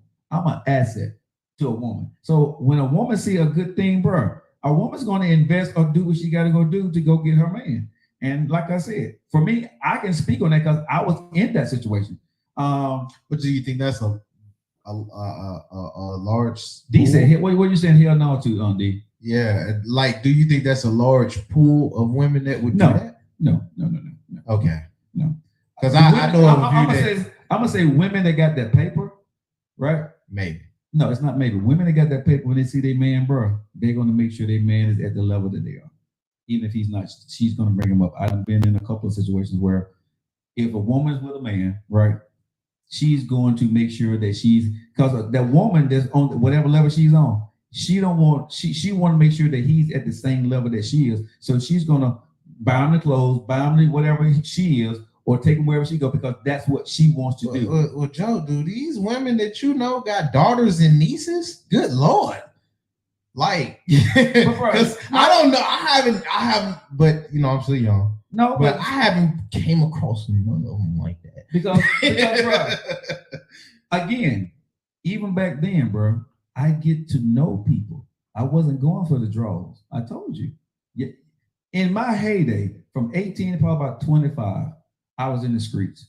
But once I got, in the military, when I was in the military, but I started to see where my life was going, I'm like, this ain't it. So I started to hang around business people and business women. And then I started to see a life at a whole different level. So I raised my level and made myself more approachable and being able to do things with women I made myself approachable women who had that paper. You know what I'm saying? Because I started to do things that was in their circle. I started to know those people. So those networks of people like, well, I got a friend that's such and such, and I would get introduced to these women. Most women that work really, really hard, bro, don't have a life. The women's out there working their behinds off and got that paper. They don't have a boyfriend. They don't have time. They don't have a life. So if their good friend introduce a guy like me to them, right? They find if you decent, they like you, they're going to try to, be with you. And so that's always has happened to me. I would say for the most part, most women I've ever been with, somebody introduced us and we were able to talk at that point. Somebody said corporate pimping. Oh man, listen. Okay, so this is what I say. This is what I say to women. Y'all are not going to marry or want to be with anybody that can't be at whatever level you need them to be at. So for me, I'm the same way. I'm not going to marry anybody that at a level I don't want to be with, where at a level that I am, or they're in a better level than me, right? Because here's the thing. I want us to come up together, or if she got something, I want to figure out how to be able to get there. That's me. I am not looking for a woman that got that paper and I'm not being able to make my own paper. She's just sitting there taking care of me. No, I don't want that unless she's Oprah Winfrey. I can't catch her. Okay, now she got that kind of paper. I can't catch. If I meet a woman that got that kind of Oprah kind of money, bro, I'm gonna have to be a little punk and say I tap out. Hey, I'm gonna bring my million, but that's about it, baby. I ain't gonna have no billion. I'm gonna tap out. I don't care what y'all say, but I ain't gonna turn her down. If she a billionaire, she want to get with me and I'm a millionaire, I'm going, okay? Forget what y'all saying. She a billionaire. I'm going to be with her. I'm going to learn how to be a billionaire too. I'm going to be with a billionaire too. Bro, listen, I listen. If you supposed to be a provider, you can't catch a billionaire, y'all. You just can't, okay? I hope you were able to reciprocate and buy her a car. Kimberly, she had a car. She had a Lexus. She didn't want that. She got the Lexus because she wanted him to have the same one she did. Lexus, so she bought me a Lexus. See, the mindset is different here, Kimberly. I'm not mad at you, but I'm saying the mindset is different. When you got a certain thing, her thing was not about me buying her bigger gifts. Her thing was what she wanted me to do was be a great, at that time, a good boyfriend to her. And then, like I said, eventually, we got married. It wasn't about the gifts for her. For y'all want me to y'all look at, okay, if she do this, you better do this. Yeah, you gotta. You know what I'm saying? And I get that frame of mind and match. But I'm gonna say this: when you get with a man with money, right, ladies, and y'all do ladies with money, it's a different atmosphere. Okay, the air is different up there. When you get with a woman with money, the attitude, the thought pattern is different, ladies. Yeah, and I'm not knocking y'all. But women that got that paper, they're not looking for what you are looking for if you do something for a man. It's different. Just like the man that y'all are dating that got that paper, he's not expecting what I will be expecting from you. He's expecting something different. He don't want you to give him a larger gift he got something completely different. His mindset is different at that level. Yeah, he wants you to respect and actually like the gift. That's what he's probably worried about more often than you responding and getting him something back. When we talk to the people, if you talk to any man that got paper, they could care less about you having paper today. About you having paper, right? They want you to do what? Be there when they need you to be there at their beck and call. They will provide you everything, but you need to be at their beck and call. They can be late. That's a weird way to phrase that. But come on, is that not the way it sounds up though? No, I don't think it's at the beck and call. I don't think it's like waiter and they no. It's not. But that's why they're gonna hear that. But what I'm saying, but they want your time. Yeah, they want your time, but I think they want more of the appreciation behind it. If you appreciate something, then you're gonna then give it the time that it deserves. I don't know if it's at the beck and call. Because beck and call sounds wow. That sounds like you're serving, and I don't think they don't view it like that. They don't want the men that I know that got paper.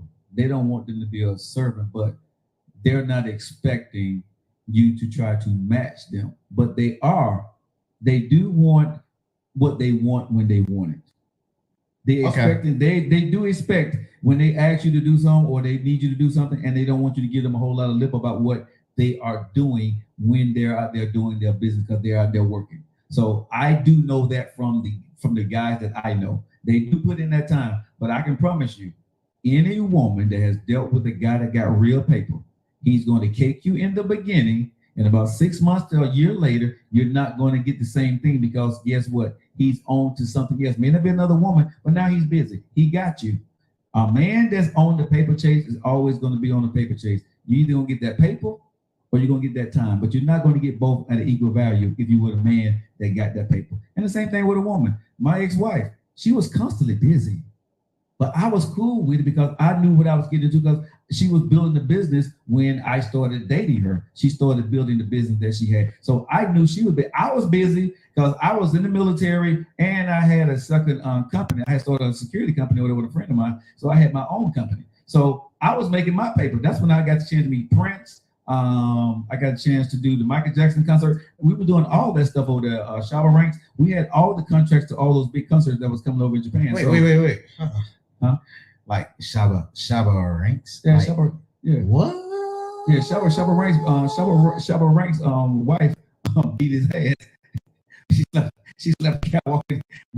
So we was trying to hide Shabba Ranks. It was the reggae fest over there. Wow. And Shabba Ranks was over there. That is crazy. Bruh. It's some stories over there. But Shabba Ranks' wife, I got a story about Bobby Brown, Whitney Houston. Yeah, we did security for all those cats. That's crazy. But like what I'm saying is, I know when women hear this, I had my own stuff going on too. So like I said, it wasn't like I was a scrub guy out there just, she trying to take care of me. It wasn't that case, y'all. But I understand how women look at it and I'm going to respect it. But this is what I found.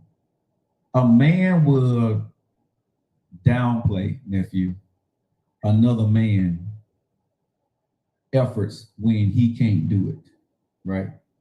You know what I'm saying? So if a guy that kicking a woman doing all that, well, you're doing it because this, and this.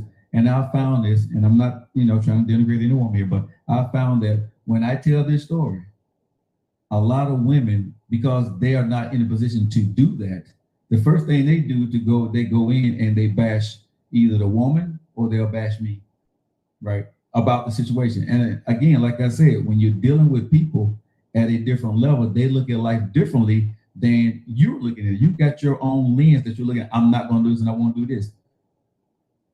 Jennifer Lopez, when she dated that dancer, she bought him a truck, that Dodge truck. She ain't buy him a Bentley. She ain't buy him a, she ain't buy him a house.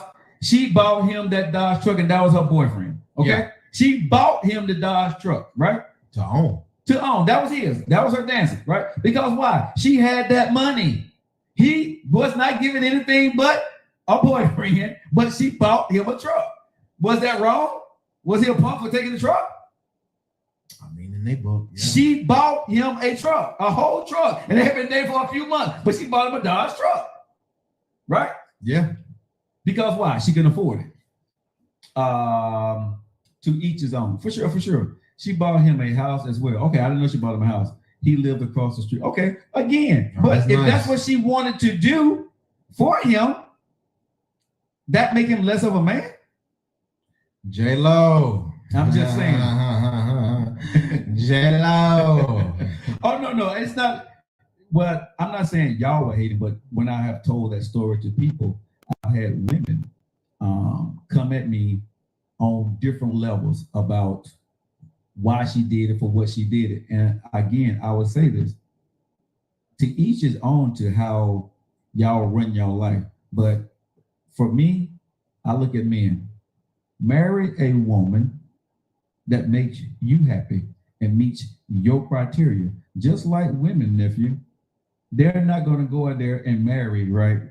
A guy don't meet their criteria. They want a guy to be able to provide certain things, right? So why when a man go out there and find a woman that can provide these things and then you talk about it, right? It's like, but you should. I found the criteria of the woman that meets what I do, right?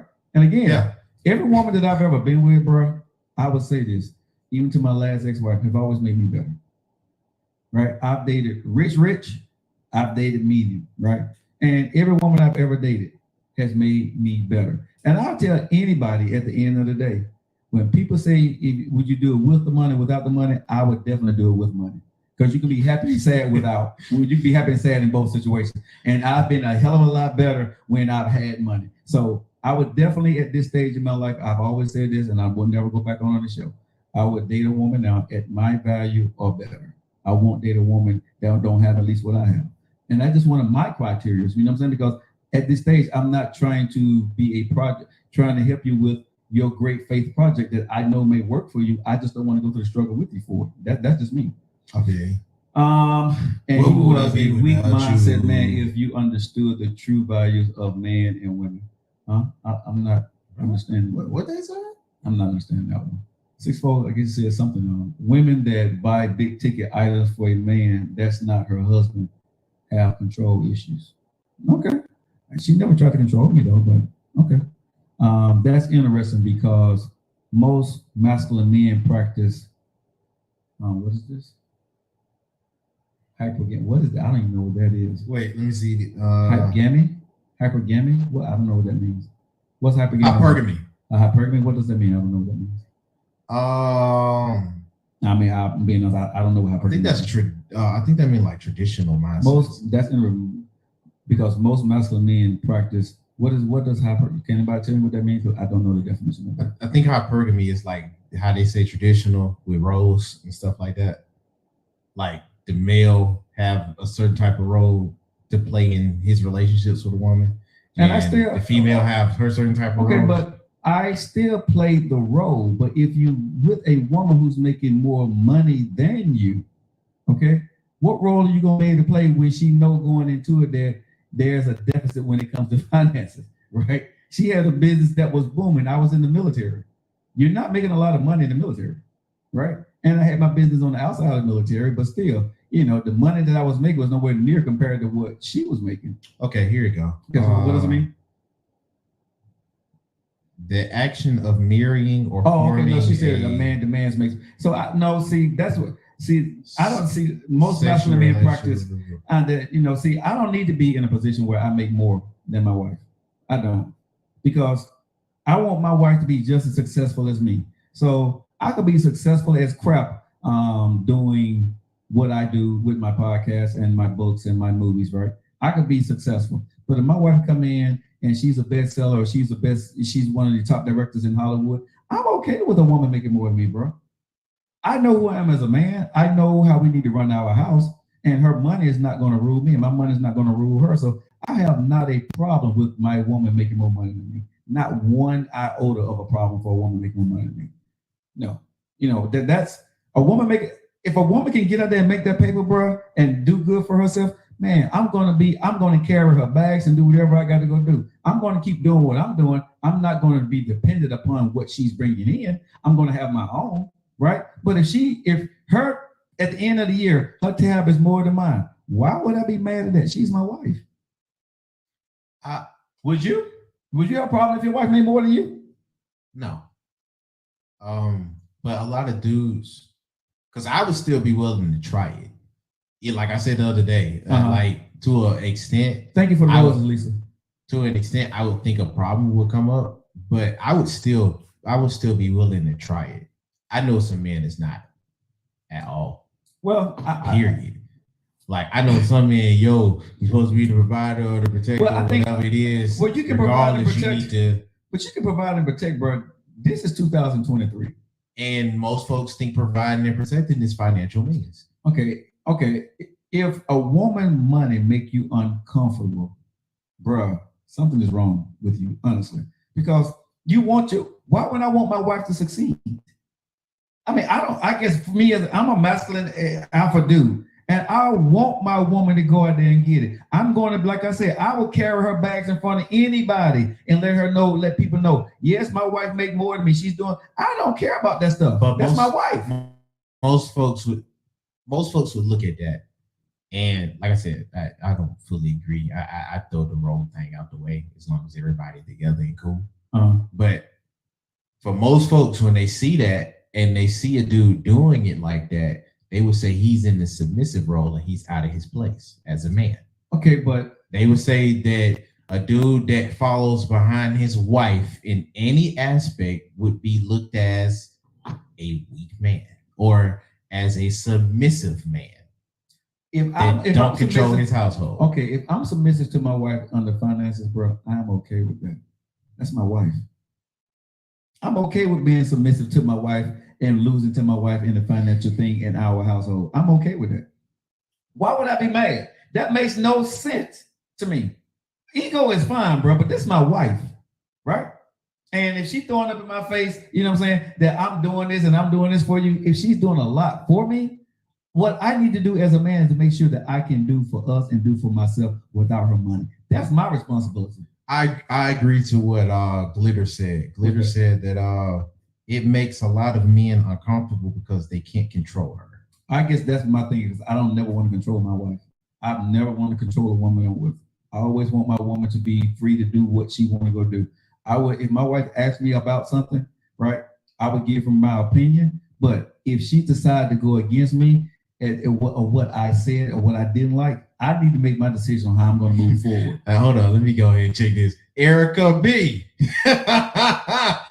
First off, I said that I would see it as a problem coming up. I did not say that I wasn't crying about her making me feel bad. I just said that most women, when they do that, if she's the type that will hold it over me, kind of way. Yeah. If she's the type that's gonna hold it over me, we're gonna have a problem. Yeah. But if she's not, then cool. I didn't say I wasn't really to try with it. You said that's not the same. Okay, I remember what you said. It's sort of to what you said, but you did get to the point where because y'all harped on that fact. Yeah, like I said, if she's the type that's going to put it over me, I'm not dealing with her. Okay, but like you said, we don't know that because you was a little bit more animated on that topic when we talked about. Oh yeah, I know exactly what I said. Okay. I guess we're not gonna go back to it. We can play it over for everybody. No, everybody know what you said, but everybody heard you. All right, I just want to make sure. His audience on the Joe Lockett Show, bro, they are locked into you. Trust me when I say that. Don't even read into it. Let it go. Hey man, get your friend, bro. Get your friend, bro. I see her in the comments, man. Get her, bro. Hey, leave my baby alone. She said, "No, tell your baby leave me alone. Tell your baby leave me alone, right, bro." But when I'm talking about this though, and the money for me, I don't think it's a problem, bro. I don't have a problem. I'm not uncomfortable, right? Why would I be uncomfortable with a woman, my wife? And they try to make me understand, help me understand. Why would a man be uncomfortable with a woman making more than him? I don't get him. I mean, I don't get that portion that's my wife. I want her to be successful. But if she's more successful than you, then you probably don't think that she's gonna hold it against him. But a woman, let me say this: a man does it all the time. When most men think that's what they're supposed to do. No, okay, again. But this is the way I look at marriage. We say 50-50, right? So the way I have always approached my marriages, right, or a relationship, we 50-50 in this. And if I love you, I want you to be successful. I have a thing for my own personal philosophy. I want my wife to be able to handle our business if something happens to me. So I can't marry a woman who is just there for me to take care of her.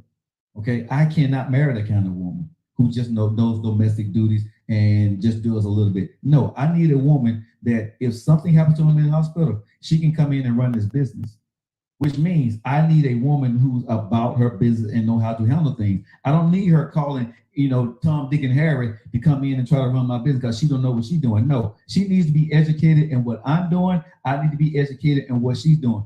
That's my partner. That's my support. That's my baby. So yes, I want her to be about business. It's not about a competition when I'm married to you. It's not. I'm not going to be in competition with you. You know what I'm saying? I may feel some kind of way. We got both 2 books and, her book sell better than mine. Yeah, my feelings are going to be hurt, but the money's in the house for us. You see what I'm saying? Why your feelings going to be hurt?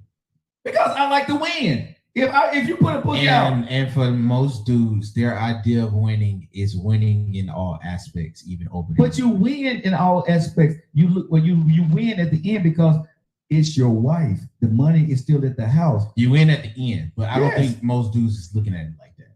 I think they're looking at it as I lost and now my woman got to take my spot. And dudes think like that. Okay, so Erica said that's narrow mind. The housewives are basically multitasking. Okay, but let me just say this, Erica. As a husband, I was doing a lot of the housework. I was washing the clothes. I kept the house clean. I cleaned up the bathroom. I think that's everybody's responsibility. That ain't exactly. Just a woman's responsibility. When I say women take care of the house and all that stuff, when I was married, I probably was the housemaid because my ex was not. I'm military clean, so I like the house to be a certain way. So I cleaned up to the way I wanted the house to be clean. I washed the clothes. I vacuumed. I did all that stuff. Right? And my wife did not have to cook because I told her if she was working, don't worry about it, pick up something, or we can order something out. So I didn't have dinner on the table or demand dinner on the table every single day when I was married. When I married my first wife and second wife, food ain't that big of a deal to me. I don't care about that. I can go in and eat a sandwich. Okay, I'm cool. I don't need my wife to have me a hot cooked meal every day. That ain't nothing big on my list. What I need my wife to do is love me, live her life, and figure out the things that we want to do together. But the house cleaning and the food stuff, you know what I'm saying? To my son's school when she couldn't, okay? I took off work. If she had to go to work because she worked at a 9 to 5, I own my own business. So I went up to the schools. So men these days do is just as much multitasking as women does when it comes to house cleaning, washing dishes. All men do a lot of that stuff too. And some men cook better than some of y'all women do. So that doesn't care about birth pains. Well, I can know if I could give birth, Erica, I would, but I can't. No, that's 6'4". 6'4". Okay, but so if I could, I would, but that ain't nothing I could do. I'm not talking domestic. I did everything from tax, ran a business. Okay, No, I don't cook. but I'm saying, but Erica, but that was the man that you married, though, right? That was the choice that you made for whatever reason. You don't cook, Joe. No, I don't cook. What I said I cooked. I said I cleaned and I washed clothes. I didn't say I was in there cooking, even though I did for my ex-wife. I did cook for her sometimes, but when she tried to make it a priority, I really stopped cooking because I told her I don't like to cook. Because she had this little thing. My ex-wife would do this to me all the time. I love the way your food tastes. Well, you're not gonna love it no more. So I stopped cooking. Period. Because like I said, I hate being in the kitchen. That ain't my thing. I told her I don't cook and I don't cut grass. Those are two things I don't do. Hey, bro, do I cut my grass here? You don't, but I'm gonna be honest with you. That's bro, because I'm like, but for me, I always told myself I'm going to put myself in a position where I can have my personal chef and the grass and somebody to cut my grass, because those are things you have to do on a continuous basis, and I don't like doing them. And I learned in my life the things you don't like to do, you pay somebody to do, right? So I don't wash my do I wash my car? No. Do I cut my grass? No. Do I cook for myself? No. Those are things I don't like to do. So why, if I get married, I'm not going to expect my wife to do any of those things. I will continue. If we need to, I'll pay us a chef and have our food cooked up for the week. And that's the way I do it. I'm okay with that. Well, it begs the question. What happens if you're not able to afford those things? Then there has to be something different that's come up. But I always try to put myself in a position at this point where I can afford those luxuries. You see what I'm saying? Okie dokie. When I bought my house, my grass was part of the mortgage for me. I already had talent in and how much my grass was going to be to cut, you know what I'm saying? That's part of my mortgage. Yeah. And for me, since I was single, I don't need a chef in the house at this point in time anymore, right? But I do pay a chef from time to time. If I want some certain meals, I got friends that are cooks, and they'll cook me a couple of different things. I pay them and they'll bring it to my house. I do that. You've seen people bring stuff to my house. Yeah, they'll bring it to the house. You've been here and seen people bring stuff to the house. I'm not saying it don't happen, Joe. I'm just saying it's a life skill, though. Okay, I buy cook services to teach. Yeah, I pay for that. But so when you were married, Joe, the woman who had the money, did you have a chef cook for that? No. We were both too busy. We didn't know. No, we didn't have a chef cook. When I was in Japan, honestly, the truth was, I ate a lot of rice. She would cook, it was like the steamer. She would make the rice. Yeah, the rice steamer, right? And for me, you have these curry. I love curry. So we have curry packets at the house. Right? Ooh. So, I could eat, the rice would always be there, right? And all I had to do was get the curry package, warm it up in the microwave, pour it over the rice, and I would eat that. Or 7-Eleven in Japan was like a grocery store that had those, they call it bentos. It's like a. You got a bento box? Yeah, you get the bento box. With the full plate? We get with all the food up in there already. So, and that was right up the street from my house. So. You was lit. So, but Japan. So my wife didn't need to cook, right? Yeah. I go to right down to 7-Eleven and go get me some sushi or get me some fish right there at 7-Eleven. It was cooked fresh every day. Man, so what I'm saying is that was sometimes, if she had something like she had a special curry she would make. And I was like, babe, when you get some time, can you make that curry? But it will last us for like a week or so. Or while I eat, I'll freeze it. You know what I'm saying? I can eat it later. You do the same thing with your rice. Yeah. So, that was never a requirement for her to be in the kitchen cooking for me. No. I need to go to Japan. No. I want me an authentic bento box. I heard the boys be buying it. Yeah. I heard they be banging. Yeah, so I've never been big for my woman to take care of me. I always wanted to spend my life with a woman and we be together. But so for most of these men, everything you saying is not what they rocking with. Like, if we just being 100, that everything you saying is not what they rocking with. Those type of very men. true. And I understand that, but I'm black. What did I tell you? I'm black and East. I grew up in Japan. My dad was a traditional guy. My mom worked, ironed our clothes, helped us with our homework, and cooked for him every single day, and still doing it probably till this day. She's retired, and she still gets up, breakfast, lunch, and dinner, and cook for him. And he won't have it no other way. I saw that. I hated that for my mom. I hated that, bro, because I'm looking at time, bro. Mama tired. Mama didn't want to be in there cooking. So I made it a promise to myself as a young boy that I would never make a woman feel she's obligated to have to cook for me. I would go in there and fix a sandwich and some doggone tuna to eat an apple before I made my wife on a tired day thinking that she need to go in there and cook while I'm complaining where my food is. There are some men that will sit there and say, where my food? You know what I'm saying? When you gonna get my food? And wouldn't give a damn about that woman, how hard she done work or what she done went through that day. I've never been that dude, bro. And like I said, that's why I told y'all yesterday on this show, you got to know who you're getting in bed with. That's why I say, I take the time. Again, everybody to each his own, but those things for me, I don't require. And my last ex-wife, she cooked, when she did cook, she cooked a lot of soul food. I don't eat soul food, right? That's what she wanted.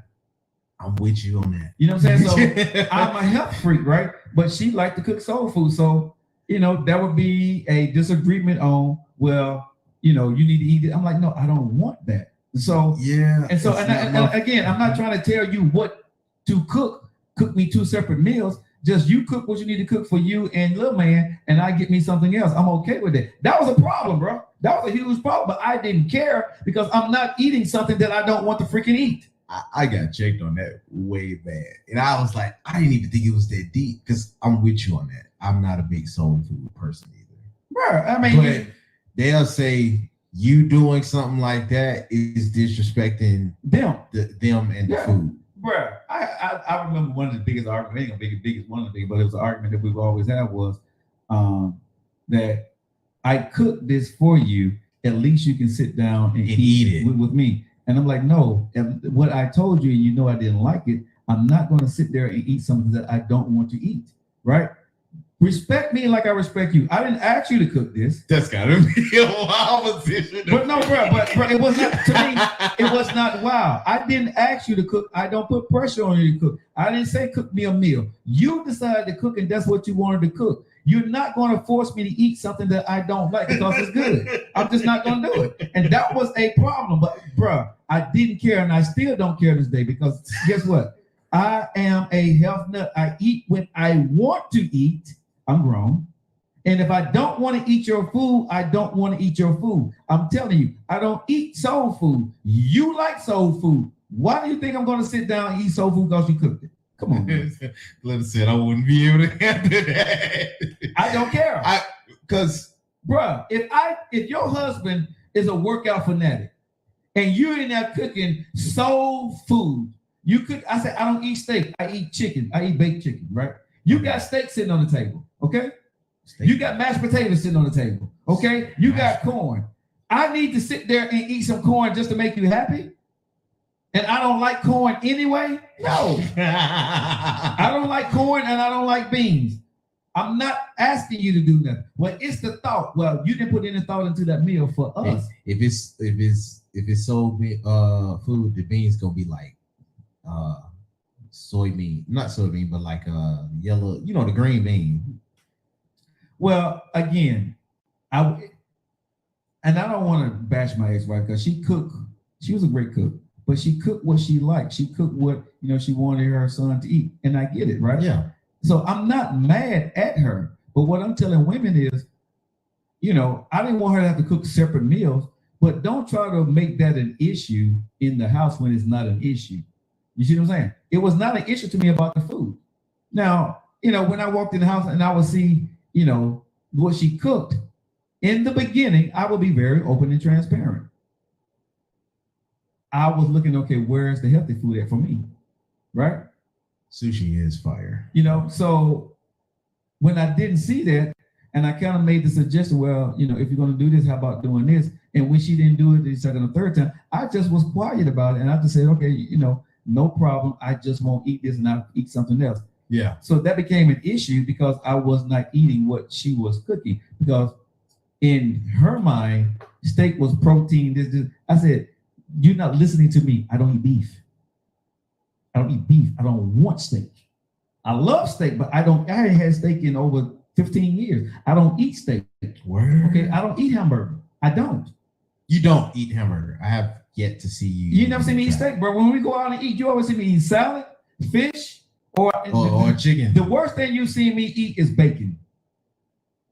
You never see me eat real. If I eat a BLT or something, I eat some bacon on something, but I don't eat rib. I don't eat. I mean, that's just the way I eat. It ain't nothing. I tell women that it's nothing against you, but I'm not going to date you or marry you or be with you, and you're going to change how I eat. It's just like a vegetarian or a vegan. Yeah, and like I said, I may eat if it's a BLT, I may eat a small portion of bacon on there to get the taste of it. But if it's 3 pieces of bacon, I'm gonna take off 2.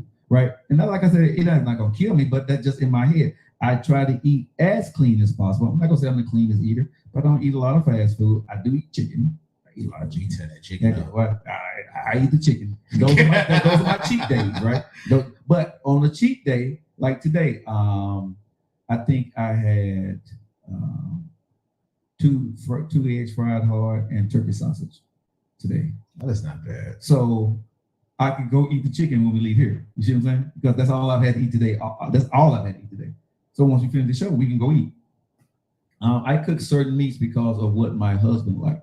You have to thoughtful and mindful. Yeah, and listen, no shade on my ex-wife. Beautiful woman, very thoughtful. We was at a point in our lives, I think we was more being petty than anything. It was, who was right and who was wrong. And, it wasn't her. I'm just saying it was me too, because my mouth did not make anything better during those times either, because I am not the easiest person to get along with when I don't like something or I feel you're trying to force me to do something. I'm not a very nice person. Lo and behold, you tell him what he need to do. Yeah, because bro, I'm that dude. I'm like Devo. I don't bother nobody. I don't tell people what to do, how to do anything. So do not step into my circle and start to judge and try to tell me how to do my life, right? When I'm working out, bro, I don't ask you, bro, come work out with me, bro, come help me do this, bro. No. And if I ask you for something, I pay you, right? If I ask you to go do something, I make sure you get paid or make sure you're taken care of. Do I not? Yeah, you accommodate. Right. I do not ask. I don't bother. I don't like people bothering me because I don't bother nobody. That's just me, right? So don't take me out of my comfort zone because you feel that you're my girlfriend or you're my wife and I need to try it. And this is what is always told to me. If you love me. That thing you used against me. I was like, golly, I'm sorry. I do love what? you. What? How are you going to equate my love to making me go against every morsel in my body for you? Really? Because if you love me, you did. If you love me, you would have did it. Man, listen, bro. You must not love me for real. I want to say that ticked me off, dog. Really, like, yeah, don't guilt trip me. I hate when folks guilt trip me, bro. If you love me, what do you mean? How did love get into you want to try to make me eat your food and I don't want to? Hey, shout out to my parents because it be working every time they do it to me. Most people front. Oh, even when I went to my mom, when I used to talk to my parents, bro. My mom would cook all this food. Talking about you, my mom would say, "This is what my mom would always say to me: boy, you skin and bones. You need to eat." So at my mom and dad's house, of course they cooking all the wrong food. I would pick whatever I could eat that was healthiest and get a very small portion of it, right? Yeah, right. Or I just didn't eat it all, right? Yeah, you practice small portion plates. Yeah, or I would just eat a salad at their house while they were eating dinner, right? Yeah, and everybody's in there, boy, you need to eat, boy, you need to eat. Y'all ain't gonna be the one on that treadmill next week trying to get this off, okay? Y'all not gonna be the one home. I ate, this is no lie, bro. I was out with, I think, my brother, and I ate a hamburger. Either from Burger King or McDonald's. Yeah. This is probably about 8-9 years ago, right? I ate a hamburger, bro. From them two spots, you already 15 minutes later, I'll say about 15 to 30 minutes later, bro, I was hauled over a toilet, throwing up.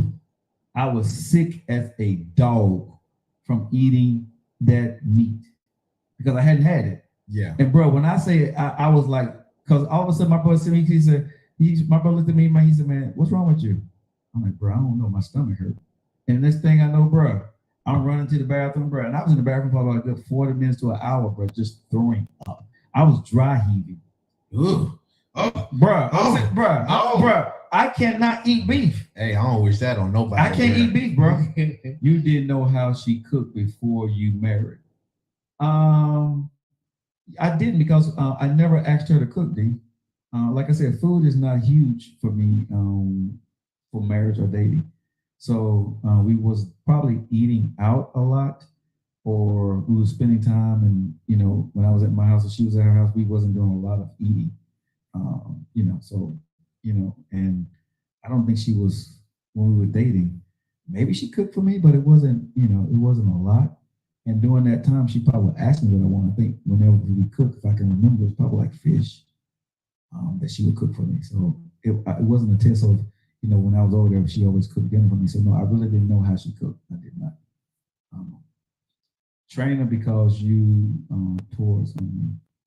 Yeah, food has never been high on my list, y'all. When I'm dating somebody, that's just not one of my main key things that I'm trying to do is figure out how she cooks. And I think Erica Barker said food is how she show love. We wouldn't even begin to work because I don't care about it. And it's nothing against Erica, but if a woman show her love through her food, bro, I'm not that. I'm like, you're not gonna see it. Bro, you see me, I eat a sandwich, bro, in a heartbeat.